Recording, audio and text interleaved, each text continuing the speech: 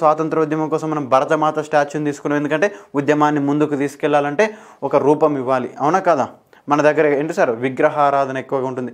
అలాంటి సందర్భంలో మరి ఇక్కడ కూడా తెలంగాణ మరి తెలుగు జాతి ఐక్యత అనే ఒక పేరుతో మనం ఏం చేస్తున్నాం సార్, తెలుగు తల్లి విగ్రహాన్ని క్రియేట్ చేసుకున్నాం. మరి తెలంగాణ ఉద్యమాన్ని కూడా మన ఉద్యమం అనుకోవడం కోసం మన తెలంగాణ తల్లి అని గౌరవించుకోవాలి, ఒక సింబాలిక్ ఉండాలి.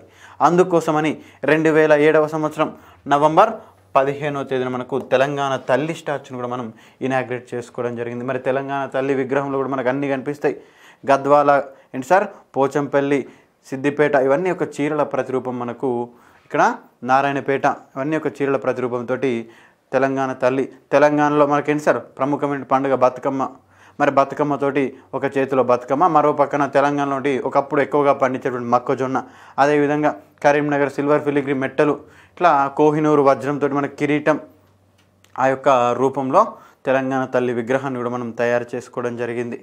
ఇట్లా అనేక మంది బీవీఆర్ చారి కానీ, బిఎస్ రాములు కానీ వీళ్ళందరూ కూడా, పసునూరి దయాకర్ వీళ్ళందరూ కూడా కలిసి మనకు తెలంగాణ తల్లి విగ్రహంలో క్రియాశీలకమైనటువంటి పాత్ర పోషించడం జరిగింది. పూర్తి వీడియో కోసం కింద ఉన్న లింక్ని క్లిక్ చేయండి లేదా T1 అకాడమీ ఛానల్ని సందర్శించండి. Thank you.